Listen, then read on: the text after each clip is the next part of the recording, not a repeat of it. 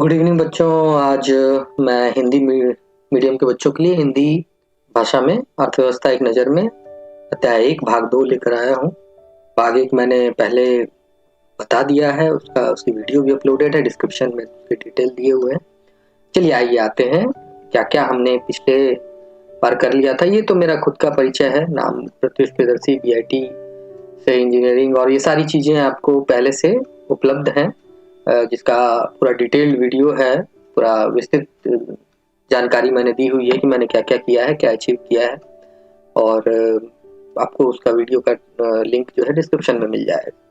चलिए, पिछले व्याख्यान में हमने क्या किया था, अर्थव्यवस्था की परिभाषाओं को देख रहे थे, और अर्थव्यवस्था की परिभाषाएं हमने देखी। उसके बाद अर्थव्यवस्था के संगठन को देखा, अर्थव्यवस्था के मॉडल को देखा, पूंजीवादी अर्थव्यवस्था को देखा। पहले हम लोग पिछले वाले में पूंजीवादी अर्थव्यवस्था को इसको हमने पूरा कर लिया था। अब आए देखें राज्य की अर्थव्यवस्था, या इसको समाजवादी अर्थव्यवस्था भी कहते हैं।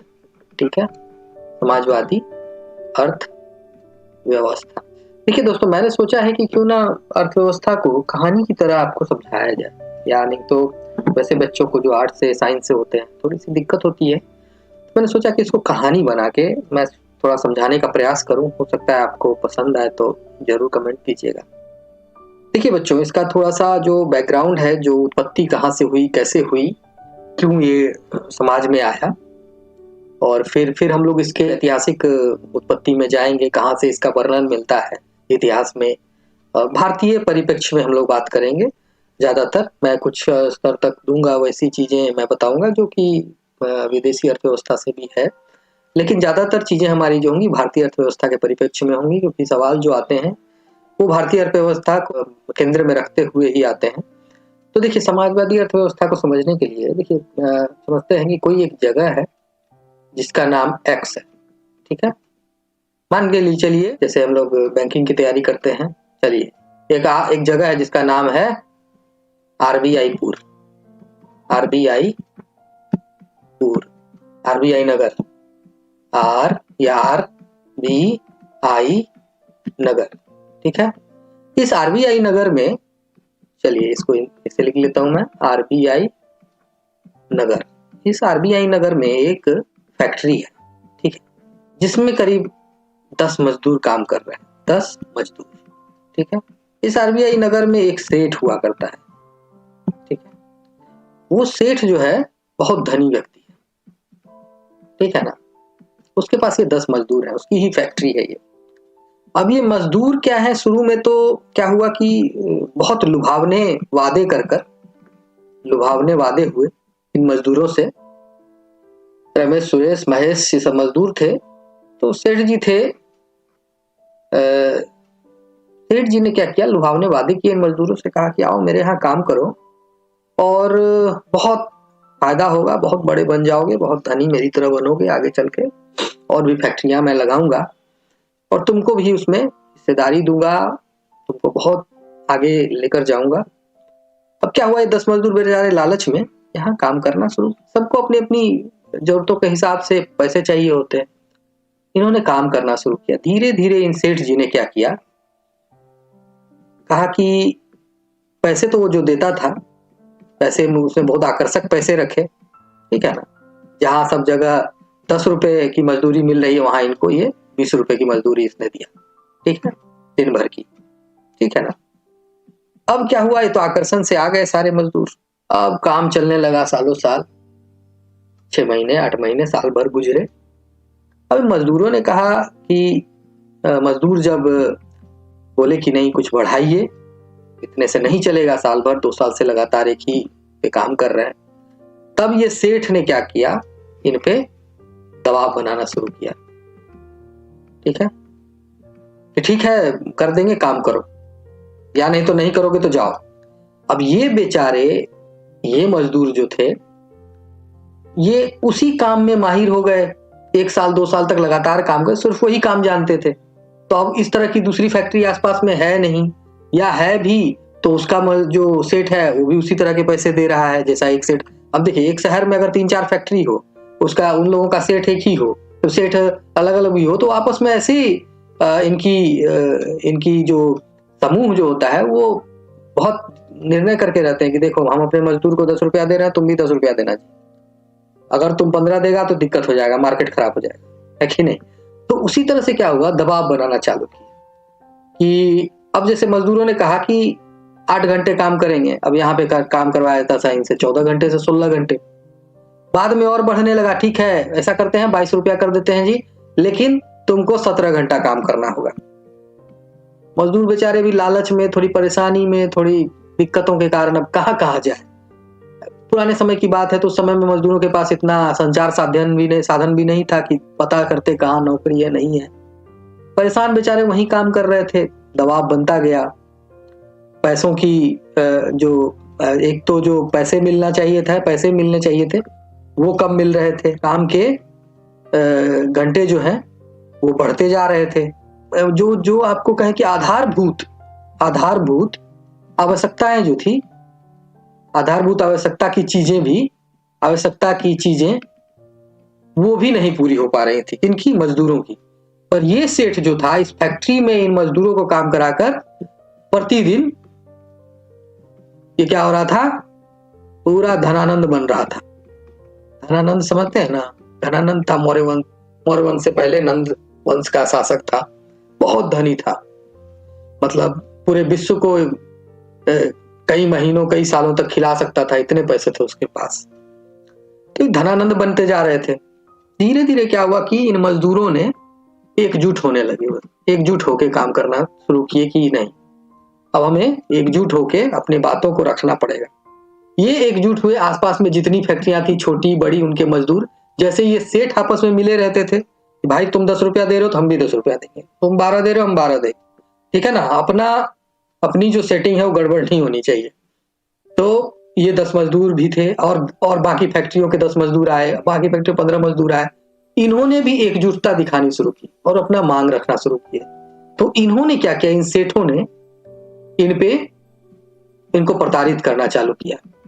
कैसे प्रताड़ित किया, 1 रुपया बढ़ाते थे और काम का घंटा 2 घंटा बढ़ा दिया, 2 रुपया बढ़ाए 4 घंटा बढ़ा दिया।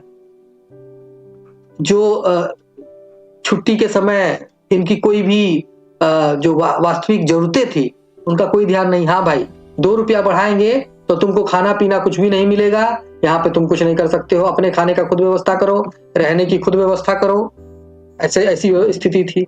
तो अब इन मजदूरों को बहुत ये प्रताड़ित मतलब अनुभव कर रहे थे और साथ ही साथ बहुत परेशानी में थे मजदूर। तो क्या हुआ, इन मजदूरों ने एकजुट होकर विद्रोह कर दिया, ठीक है।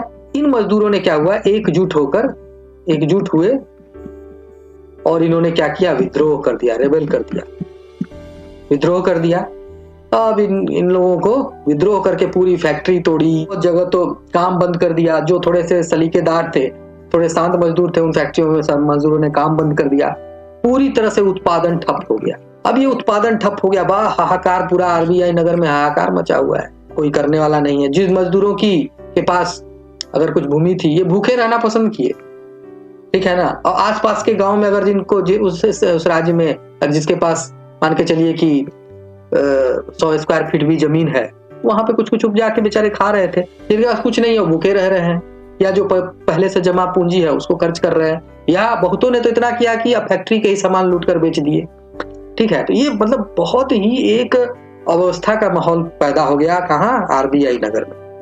तो क्या किया, बैठे, इनकी मीटिंग हुई, एक मीटिंग हुई कि अब भाई क्या करना होगा, मजदूरों की बात भी सुननी पड़ेगी और सुनकर आगे काम करना पड़ेगा। अब क्या हुआ कि एक व्यवस्था बनी जिसमें कि सेठ, जो आरबीआई नगर था, आरबीआई नगर, उसके सेठ और मजदूर एक जगह जुटे। सेठों की जो मांग थी उनको पहले हटाया गया कि नहीं, ये जो मांग नहीं, एक तरह से कहें कि शोषण जो कर रहे थे, उस सब की कोई बात नहीं होगी, जो भी बात होगी मजदूरों की मांग से संबंधित बात, ठीक है। इनकी मांगे मानी गई। इनके जो घंटे थे, काम के घंटे, वो उसको व्यवस्थित किया गया कि भाई इतना ऐसे नहीं करेंगे, इतने पैसे में इतना ही करेंगे, पैसे पे आधारित इनका काम होगा, काम की एक समय सीमा होगी, ठीक है ना, एक समय सीमा होगी। अब सेठ लोग परेशान क्या करें, अब इनका उत्पादन ही ठप हो गया था तो बेचेंगे क्या। तो यही पूरी व्यवस्था खत्म होकर एक तरह से देखें तो कुछ लोगों के हाथ में जो व्यवस्था थी ना, वो इनके हाथ में भी आ गई। तो क्या करें, समाज समाज तो इनसे बनता है, समाज दो चार लोगों से तो बनता नहीं है। समाज देखिए, अंबानी अडानी बिरला से समाज तो बनता नहीं है। समाज बनता है पूरी की पूरी हमारी जनता से, जो हमारे तरह तरह के काम कर रही है, चीजों को जो जिन्होंने इन सेठों को बनाया है, इन सेठों को बनाया है उनके यहाँ काम करके। तो हुआ कि नहीं भाई। तो इस तरह से एक समाजवादी व्यवस्था ही का जन्म हुआ कि भाई आप समाज के बारे में भी सोचिएगा। आप अगर कहीं से प्राकृतिक संपदा का यूज कर रहे हैं, प्राकृतिक संपदा है आपके पास, मतलब क्या सेठों के पास है प्राकृतिक संपदा खरीदने की ताकत, वो खरीद सकते थे। और वहां से अब क्या होता है, आज के डेट में अंबानी के पास इतनी ताकत है कि वो ब्लॉक्स खरीदता है। कहाँ ब्लॉक्स खरीदता है, ब्लॉक्स मतलब खंड खरीदता है किसका, पेट्रोलियम प्रोडक्ट का, पेट्रोलियम उत्पादन के लिए ब्लॉक्स खरीदता है, वहां से पेट्रोलियम उत्पादन कर। उतनी बड़ी व्यवस्था तो हर व्यक्ति के हाथ में नहीं है। तो भाई आप अगर प्राकृतिक संसाधनों का उपयोग कर रहे हैं तो उसका फायदा सबको देना होगा, आपको ये व्यवस्थित करना होगा और आपके लिए एक केंद्रीय व्यवस्था होगी, उसके तहत काम करना होगा। मजदूरों के लिए सरकार को नियम बनाने होंगे। ये सारी चीजें अब आने लगी सामने पिक्चर में। अब देखिए, अब कहानी इसको पलट दीजिए, अब इसको आरबीआई नगर को कर दीजिए आप यूएसएसआर, इन सेठों को कर दीजिए ट्रेडर्स एंड मर्चेंट्स, मतलब व्यापारी, बड़े व्यापारी। कहाँ के, सोवियत संघ के। यूएसएसआर मतलब सोवियत संघ, इसको करिए सोवियत संघ। इन मजदूरों को कहाँ कर दीजिए, इस सोवियत संघ में काम करने वाले मजदूर कर दीजिए। तो ये पूरा जो काम हुआ ना, ये पूरा का पूरा क्रांति जो हुई, इसका नाम हुआ बोल्शेविक रिवॉल्यूशन, बोल्शेविक क्रांति। समझ गए। ये कब हुआ, 1917 में। ठीक है, 1917 में ये क्रांति हुई। समझ गए आप। आरबीआई नगर को बदल दीजिए सोवियत संघ में, सेठों को बदल दीजिए वहां के व्यापारियों में, मजदूरों को बदल दीजिए सोवियत संघ के मजदूरों में, और इस पूरे समाज को बदल दीजिए सोवियत संघ के समाज में। तो वहां पे एक क्रांति हुई, जो मैंने बताया कि मजदूरों ने एकजुट होकर क्रांति कर दी। उस क्रांति को बोल्शेविक क्रांति कहा जाता है। ये एक बहुत बड़ी औद्योगिक क्रांति भी हुई, औद्योगिक क्रांति भी है एक तरह। समझ गए बात, मुझे लगता है समझ गए होंगे। ये एक औद्योगिक क्रांति हुई। ये तो बात हो गई हमारी 1917 की, जहां से समाजवादी व्यवस्था का जन्म हुआ। अब आज ये कुछ पुरानी, उससे पुरानी चीजों पे चलते हैं। देखिए, उससे पुरानी चीजों पे अगर चलेंगे ना तो देखेंगे कि कहां से आया ये लोग जो है, कहां से ये व्यवस्था का उत्पत्ति कहां देखते हैं आप। तो जो एक तरह से देखें तो तीसरी शताब्दी में एक वंश था, मौर्य वंश। ठीक है ना। मौर्य वंश के ही शासक थे आपको चंद्रगुप्त मौर्य, उसके बाद आपको बिंदुसार, अशोक, ये सब यहाँ के शासक थे। ठीक है। तो चलिए इन सब चीजों के बारे में बात नहीं करेंगे, साधारण से समझते हैं इसको। मौर्य वंश था एक। इस मौर्य वंश के जो शासक थे वो थोड़े से समाजवादी प्रवृत्ति के थे, और थोड़ा सा उनका जो नेचर था ना, वो था, जो प्रकृति थी उनकी, राजा वाली प्रकृति नहीं थी, क्योंकि आम जनता से निकलकर बने थे। मौर्य वंश एक कबीला था, मोरा कबीला, वहां से निकला था। तो जो जहां पे कि मोर बहुत रहते थे। चलिए अब उस पर डिटेल में नहीं जाते हैं, वो तो हिस्ट्री का मैटर है। तो तीसरी शताब्दी में मौर्य वंश हुआ करता था। मौर्य वंश के जो शासक थे उन्होंने पहली बार ऐसी नीतियां बनाई जो जनता के लिए थी, या जनता से इनका संवाद जो था ना, जनता से जो संवाद था, वो बहुत अच्छे से स्थापित था। मतलब ऐसा नहीं था कि, अब जैसे आपको एक एग्जांपल बताऊं मैं, चंद्रगुप्त मौर्य ने ऐसा कर दिया था कि अगर किसी भी व्यक्ति को परेशानी है तो मेरे शयन कक्ष में भी आके वो बता सकता है। इतनी ज्यादा मतलब जनता के साथ संवाद करने की जो प्रक्रिया है उसको उसने इतना स्ट्रॉन्ग किया था। तो इस कारण से कहा जाता है कि समाजवादी नीतियां जो हैं, जो समाजवादी नीतियां हैं, जिसके लक्षण हमें आज राजकीय अर्थव्यवस्था में दिखता है, मतलब कि मौर्य वंश हमेशा वो सोचता था कि जनता से संबंधित जो भी कार्य हैं वो जनता से संवाद स्थापित करके ही हम लोगों को लागू करने चाहिए, और उससे क्या होगा कि जनता में हमारी पकड़ बनेगी और हम एक बेहतर वंश के रूप में बड़ा साम्राज्य स्थापित कर पाएंगे और एक बेहतर राजा के रूप में जाने जाएंगे। तो यहाँ हम ट्रेस करते हैं कि यहाँ पे हमारी 3री शताब्दी के समय में समाजवादी नीतियों का हमें अभिलेखों के द्वारा मिलता है कि राजा वहां के उस समय के जनता से संवाद स्थापित कर रहे थे। बहुत सारे अभिलेख मिलेंगे जो कि 1 से लेकर 14 पिलर हैं जो कि इतिहास में दिया हुआ है, जो कि स्तंभ शिलालेख कहे जाते हैं। उन शिलालेखों में इस बात की जानकारी मिलती है कि राजा अपनी बातों को प्रजा में रखता था और उसको अनाउंस कराता था, और प्रजा भी जो है इतने स्तर तक फ्री किया था। बाद में तो बहुत सी चीजें जब संवाद स्थापित हो गई थी तो व्यवस्था के तहत चलती थी, लेकिन इतना तक अलाउ कर दिया गया था कि आप शयन कक्ष में भी आकर राजा को अपनी बात जो पीड़ित प्रजा है वो रख सकती थी। तो सोच लिए समाजवादी प्रवृत्ति हुई कि नहीं। अब जो क्या हुआ उसके बाद आया जो कॉन्सेप्ट अभी आधुनिक समाजवादी व्यवस्था का। तो आधुनिक समाजवादी व्यवस्था को देखें जो आज भी चल रही है, तो हमारे कार्ल मार्क्स साहब है।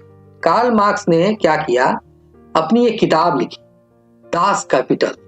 दास कैपिटल लिखते हैं, दास कैपिटल लिखते हैं, लेकिन दास कैपिटल मैं बोलूंगा जो इंग्लिश में लिखा गया है। तो ये जो एक बहुत बड़े दार्शनिक थे एक तरह के, ये एक अर्थशास्त्री तो नहीं कहेंगे लेकिन दार्शनिक थे। इन्होंने क्या किया, पूरी की पूरी जो बातें थी समाजवादी अर्थव्यवस्था को लेकर और राजकीय अर्थव्यवस्था को लेकर, राज्य की अर्थव्यवस्था के बारे में जो सोचते थे, उन्होंने पूरा इस किताब में उसका वर्णन किया। और इन्होंने अपनी तरह से भी चीजों का अनुभव किया और उसको भी लिखा कि कैसे एक अर्थव्यवस्था एक नियंत्रण बनाकर और पूरे विश्व में अर्थव्यवस्था एक इक्विलिब्रियम में चले, एक नियंत्रण में चले, एक कंट्रोल में रहे।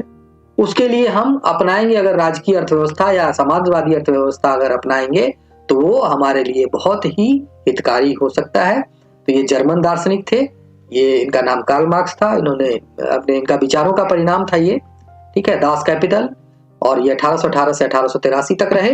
ये मैं अब आधुनिक पे आ गया हूँ कि आधुनिक समय में इन्होंने क्या किया। इनका नाम इतना क्यों प्रसिद्ध है, क्योंकि इन्होंने क्या किया ना, ये अपनी अनुभवों के साथ साथ इन्होंने इन सभी जो बातें थी, देखिए बातें तो मौर्य सम्राट काल में भी होती, ठीक है ना, लेकिन उनको व्यवस्थित किताब में और व्यवस्थित रूप से धरातल पे जो कहते हैं ना इम्प्लीमेंटेशन करना एट ग्रास रूट लेवल, तो उसको क्या है, धरातल पे व्यवस्थित रूप में इनके समय से ही, इनकी किताब के बाद ही लोगों ने इनकी नीतियों को अपनाना शुरू किया। तो ये बहुत फेमस हुए इस कारण से। देखिए अब मैंने बताया भी, अर्थव्यवस्था पहली बार बोल्शेविक क्रांति 1917 के बाद तत्कालीन यूएसएसआर में सामने आई। इसके बाद मतलब 1917 की जो क्रांति आई तो उस समय जो सेठों के बीच में और जो भी व्यापारियों के बीच में और मजदूरों के बीच में जो औद्योगिक क्रांति, उसको औद्योगिक क्रांति भी कहते हैं, जो औद्योगिक क्रांति हुई उसमें मजदूरों और सेठों के बीच में जो सुझाव हुए और अग्रीमेंट हुए, दोनों की मांगों को देखा गया और उस पर एक समाजवादी व्यवस्था, मतलब एक तरह से दोनों एक दूसरे को कंट्रोल करने की जो व्यवस्था थी, दोनों एक दूसरे को ये पूरक बने। समाजवादी अर्थव्यवस्था का वही कंसेप्ट है, जो काम कर रहा है और जो काम करवा रहा है, दोनों एक दूसरे को अपना पूरक समझे, ना कि दास समझे, ठीक है। तो उस व्यवस्था के तहत इसको रखा जाए। देखिए सबसे पहले इस अर्थव्यवस्था को चीन के जनवादी गणराज्य, मतलब कम्युनिस्ट, एक तरह से देखें कम्युनिस्ट रिपब्लिक इसको इंग्लिश में बोलेंगे, ये पूरी तरह से, ये मतलब इसका एक्सट्रीम है, समझे, इसका एकदम अति है, अतिवादी व्यवस्था जो कहेंगे। समाजवाद का भी अतिवादी व्यवस्था था चीन में, मतलब सब कुछ सरकार करे, सब कुछ सरकार, क्योंकि सरकार इलेक्टेड है। 1949 में अपना आदर्श आकार मिला, मतलब 1949 से एकदम कंप्लीटली उस पे काम शुरू हो गया चीन में। अब विशेषताओं को देखें कि राज्य की अर्थव्यवस्था 2 प्रसिद्ध संस्करण है, समाजवादी अर्थव्यवस्था और कम्युनिस्ट अर्थव्यवस्था, ठीक है ना। अब कम्युनिस्ट अर्थव्यवस्था क्या है, ये कठोर अर्थव्यवस्था है, कठोर समाजवादी व्यवस्था है, ठीक है। और समाजवादी व्यवस्था थोड़ी सी अपने आप में लचीलापन रखती है, ठीक है। इसमें थोड़ा सा वो प्राइवेट जो लोग हैं, जो निजी व्यापार करते हैं, वो रहेंगे, लेकिन उनको भी नियम कानून जो होगा वो राज्य करेगा। कम्युनिस्ट व्यवस्था में क्या है कि सारा नियम कानून, क्या उत्पादन होगा, क्या वितरण होगा, क्या बेचा जाएगा, कौन सी जो भी मतलब जो व्यापार की सारी चीजें, अर्थव्यवस्था का सारा नियंत्रण वो राज्य के हाथ में होगा। कोई प्राइवेट कंपनी नहीं होगी और कोई भी एक व्यक्ति अगर अकेले काम कर रहा है तो वो सरकार के एजेंसी के रूप में काम करेगा और उसको सारी सरकार की नीतियों के हिसाब से काम करना पड़ेगा। अपने मन से वो काम नहीं कर सकता, अपनी नीतियां नहीं बना सकता। समाजवादी में था कि हाँ भाई ठीक है, आप काम करें, आप रहें, लेकिन उसमें भी आप राज्य के नियमों को पालन करेंगे। वैसे नियम ही बना पाएंगे जो राज्य के नियम के अनुकूल हो। अगर नहीं करते हैं तो फिर आपके लिए सजा का प्रावधान रहेगा या आपको वो व्यापार बंद करना पड़ेगा। ये एक सिंपल सी कहानी थी यहाँ पे। अब आ जाइए आगे देखते हैं। देखिए यहाँ पे एक बड़ी महत्वपूर्ण बात मैं कहूंगा कि यह अनियंत्रित बाजार शक्तियों और पूंजीवादी व्यवस्था में श्रम के शोषण के कारण अस्तित्व में आया था। अनियंत्रित बाजार शक्तियां क्या थी? ये क्या थी? सेठ जी लोग जो मन हो रहा है सो शोषण कर रहे हैं मजदूरों का। और पूंजीवादी व्यवस्था क्या हो गई कि जो जिनके पास पैसे थे, जो धनी थे, धनाढ्य थे, उस समय के घनानंद सब जो थे, या धनानंद कहें, घनानंद लोग जो थे उस समय के, वो जो व्यवस्था में जिनका हाथ था, उन्होंने क्या किया था? श्रम का शोषण करना चालू किया। श्रम मतलब क्या? श्रमिक लोगों का शोषण किया होगा। वो जो अपना योगदान देते थे उसका शोषण किया। 8 घंटे के बदले 18 घंटे काम करो। सब जगह अगर 2 रुपया मिल रहा है तो तुम 50 पैसे में काम करो, ठीक है। इस तरह की व्यवस्था, मतलब उनकी मजबूरियों का, उनकी एकजुट ना होने का इन्होंने फायदा उठाया और साथ ही साथ उनका बहुत ही निम्नतम स्तर तक जाकर शोषण किया। तो अनियंत्रित बाजार की शक्तियों और पूंजीवादी व्यवस्था में श्रम के शोषण के कारण अस्तित्व में आया। अनियंत्रित बाजार शक्तियों का जो की उत्पत्ति कहां से होती है? ये पूंजीवादी अर्थव्यवस्था से होती है। आप पिछला मेरा पढ़ेंगे कि पूंजीवादी अर्थव्यवस्था क्या थी, उसमें मैंने अनियंत्रित बाजार शक्तियों और अदृश्य हाथों का वर्णन किया है। उससे आपको समझ में आ जाएगा। देखिए अब आते हैं इसकी परिभाषा की तरफ। ऐसी अर्थव्यवस्था के रूप में समाजवादी व्यवस्था पैदा हुई जहां बाजार की ताकतें, जो मूल्य तंत्र है, और उत्पादन, आपूर्ति और कीमतों के फैसले राज्य या सरकार या उनकी एजेंसियों, उनकी संस्थाओं द्वारा ही नियंत्रित होते हैं। ये समाजवाद का एक परिभाषा है जो मैंने सोचा कि इसको एक कॉम्पैक्ट रूप में कंपाइल करके मैं लिखूं। मैंने किसी दार्शनिक, किसी अर्थव्यवस्था के एक्सपर्ट की बातें नहीं लिखी हैं। मैंने सोचा है कि अपनी तरह से इसको लिखा जाए। ऐसी अर्थव्यवस्था के रूप में विकसित हुआ जहां बाजार की ताकतें, ठीक है, बाजार की ताकत कौन? सेठ जी, मतलब यहाँ राज्य ही सेठ जी है, ठीक है। और मूल्य तंत्र जो निर्धारित करता था, उत्पादनकर्ता भी राज्य है, आपूर्तिकर्ता भी राज्य है, और कीमतों के फैसले भी राज्य ही करता है। अभी देखिए भारत में एक तरह से देखें तो कुछ चीजों के बारे में अगर देख लें तो पेट्रोलियम प्रोडक्ट्स को ही देखें। पेट्रोलियम जो है उसका निर्धारण सरकार करती है पूरी तरह से, क्या होगा, क्या बिकेगा, कैसे बेचेगा। अब तो धीरे धीरे इसमें प्राइवेटाइजेशन आ रहा है तो इसको भी दिया जा रहा है, लेकिन चीन में अभी व्यवस्था उसी तरह की है। चीन 1974 में क्या हुआ? लिबरल पॉलिसी अपनाया, मतलब थोड़ी सी लचीली पॉलिसी अपनाया। 1974 तक चीन में एकदम कोई व्यक्ति का किसी भी प्राकृतिक संपदा पर, किसी भी खास व्यक्ति का अधिकार नहीं होगा। प्राकृतिक संपदा पर भारत में भी अभी भी किसी खास व्यक्ति का अधिकार नहीं है। प्राकृतिक संपदा जहां निकलेगी, अब देखिएगा कहीं तेल निकल गया, तुरंत सरकारी व्यवस्था वहां खड़ा हो जाता है, ये जमीन तुम हमको दे दो। अब यहाँ हम तेल निकला है, हम पेट्रोलियम प्रोडक्ट्स है, नेचुरल रिसोर्स है, प्राकृतिक संपदा है, हमारा हो गया, है कि नहीं? ये जो व्यवस्था है इसी को समाजवादी व्यवस्था कहते हैं। सरकार अपनी उत्पादन, आपूर्ति और कीमत का फैसला, फिर पेट्रोलियम जो प्रोडक्ट निकला उसका कीमत भी वही रहे। भले मान के चलिए किसी किसान रमेश के खेत में क्या हुआ कि तेल निकल गया, खुद रहा था, एक दिन निकल गया तेल, खुश हो गया, तो हम अमीर हो गए, सऊदी अरबियन शेख टाइप से रहेंगे, है कि नहीं? तो अब आ गई यहाँ पे भारत सरकार की एजेंसियां आई कि भाई साहब आप इसका जो है ये पूरा का पूरा खेत हम आपका भारत सरकार के अंदर में आएगा।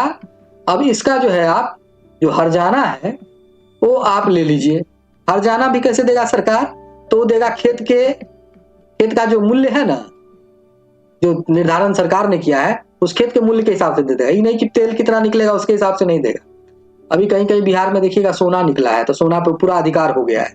एक तरह से ये स्पेकुलेट किया जा रहा है कि बिहार सरकार जो है सबसे धनी राज्य में हो जाएगा अगर वो सोना का खदान जो है वो पूरी तरह से जो एस्टिमेट निकाला जा रहा है उसके हिसाब से ही हो जाए तो बिहार सबसे धनी राज्य हो जाएगा भारत का और विश्व में भी स्थान रखने लगेगा। लेकिन अभी ये भविष्य की बातें हैं, देखते हैं। अभी उस पर रिसर्च ही चल रहा है, उसका एक्सकेवेशन चल रहा है, खुदाई चल रही है कि कितने किलोग्राम या कितना टन सोना वहां है। चलिए अब उन सब बातों में रहेंगे तो बहुत डिस्ट्रैक्ट हो जाएंगे। तो क्या हुआ, भारत में क्या होता है, इसके खेत में निकला तेल, भारत सरकार की एजेंसियां आई, इसको खेत का हर्जाना दी, अब तेल पे पूरा अधिकार भारत का है, भारत सरकार का है। तो क्या समझे आप कि यहाँ पे उत्पादन भी यही कर रही है, अब आपूर्ति भी, अभी तेल को आसपास में बेचना है तो वो भी काम सरकार ही करेगी, कीमत भी तय कौन कर रहा है, सरकार ही करेगी। तो क्या हो गया, पूरी तरह से व्यवस्था पे नियंत्रण सरकार का हो गया। यही है राज्य की अर्थव्यवस्था या समाजवादी अर्थव्यवस्था। अब इसको समाजवादी क्यों कहते हैं? सरकार करती है निर्णय समाजवादी, क्योंकि सरकार एक निर्वाचित व्यवस्था है, ठीक है। आपने चुनाव के द्वारा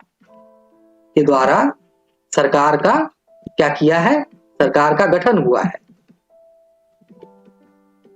मतलब सरकार जो है प्रधानमंत्री किसी एक व्यक्ति का तो नहीं होता, किसी एक पार्टी का नहीं होता, उसको माना जाता है पूरे देश का है, वो सरकारी संपत्ति है, ठीक है ना, वो माना जाता है। तो उस तरह से सरकार एक संसाधन भी है, संपत्ति भी है और इसकी जवाबदेही पूरे की पूरी जनता के प्रति है। तो जब पूरी जनता के प्रति जवाबदेही होगी तो नीतियां भी वैसे ही बनाएगा, तो समाजवादी हो गई कि नहीं। मतलब पूरा समाज उसमें इन्वॉल्व है कि नहीं। एक विधायक चुनते हैं तो उसका 1 लाख लोग वोट देते हैं, 2 लाख लोग वोट देते हैं, तो चुना जाता है, कहा जाता है हाँ भाई नेता है। नेता मतलब क्या, कि इस समाज के नेता है, तो वो रिप्रेजेंट कर रहे हैं। तो इस तरह से समाजवादी व्यवस्था हो गई है। अब आ जाइए, इसको भिन्न नामों से जाना जाता है। केंद्रीकृत व्यवस्था, मतलब कि केंद्र इस पर नियंत्रण करता है, केंद्र करे या राज्य करे जो भी है, मतलब एक केंद्रीय व्यवस्था होती है जो इन चीजों का, इन सब का उत्पादन, आपूर्ति, वितरण, कीमत के फैसले सब केंद्रीय व्यवस्था करेगी। केंद्रीय नियोजित अर्थव्यवस्था, मतलब केंद्रीय प्लानिंग होगा, मतलब जो केंद्र होगा उसमें योजनाएं बनाएंगी, नियोजनाएं होगी, नियोजन होगा। गैर बाजार अर्थव्यवस्था, मतलब बाजार इसमें कुछ भी नियंत्रण नहीं करेगा, बाजार को मतलब नहीं है कि बाजार की जो अदृश्य शक्तियां जो पूंजीवादी व्यवस्था में होती थी उसके हिसाब से इसका नियंत्रण नहीं होगा, किसी एक व्यक्ति का स्वामित्व नहीं होगा, पूरा समाज होगा। तो बाजार व्यवस्था नहीं है, अनियंत्रित व्यवस्था नहीं है, इसमें पूरी तरह से कंट्रोल है, ठीक है।